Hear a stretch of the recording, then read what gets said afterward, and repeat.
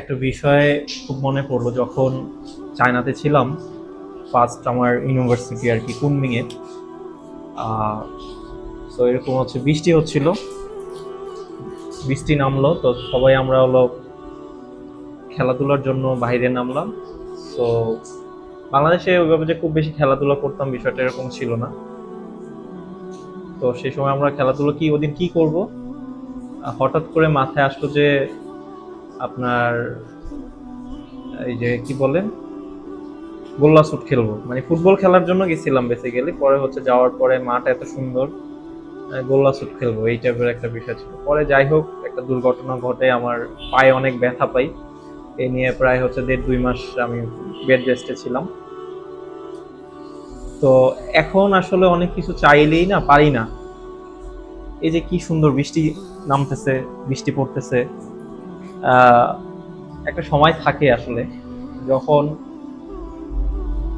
অনেক ইচ্ছে করে, কিন্তু সম্ভব হয় না, সময়ের কারণে হোক বা কর্মব্যস্ততার কারণে হোক। তো যারা হচ্ছে আপনারা একটা এইজে আছেন, এইজ বলতে হলো যারা বিশেষ করে 14-15 বছর বয়স থেকে শুরু করে 22-24 বছর বয়স পর্যন্ত বা 25 বছর বয়স পর্যন্ত, মানে যখন যেটা মন চাবে করে নেবেন। এরপরে যখন হচ্ছে আপনার কর্মস্থল বা কর্ম ব্যস্ততার মধ্যে একবার প্রবেশ করবেন, আপনার টাকা থাকবে, সময় থাকবে না। আপনার হয়তো বা টাকা সময় দুইটা থাকবে, কিন্তু হয়তো ইচ্ছা করবে না। আবার হচ্ছে হয়তো ইচ্ছা করবে, কিন্তু হয়তো বা আপনি পরিস্থিতির শিকার, সেই জিনিসটা করতে পারবেন না। বিভিন্ন প্রবলেম আর কি, সিচুয়েশনটা একইভাবে থাকবে না। সো এটাই হয়।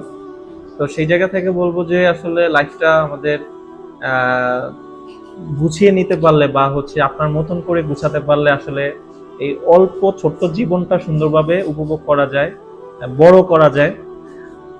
আবার চাইলে হচ্ছে একদম একঘেয়েমি ভাবেও কাটিয়ে দেওয়া যায়।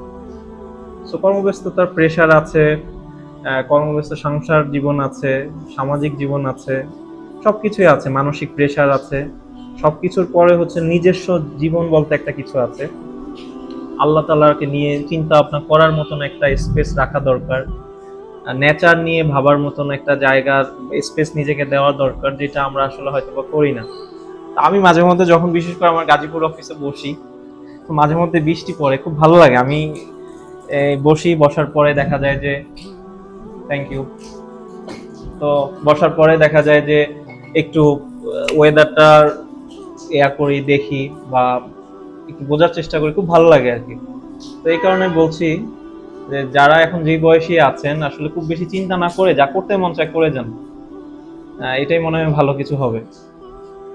এই তো, বেস্ট অফ লাক। আর যারা চা খেতে চান এবং হচ্ছে বিশেষ করে বাহিরে পড়াশোনা নিয়ে হচ্ছে জানার আগ্রহ আছে বা অ্যাপ্লাই করতে চান, আমাদের স্টাডি হল গাজীপুর অথবা ঢাকা অফিস ভিজিট করতে পারেন।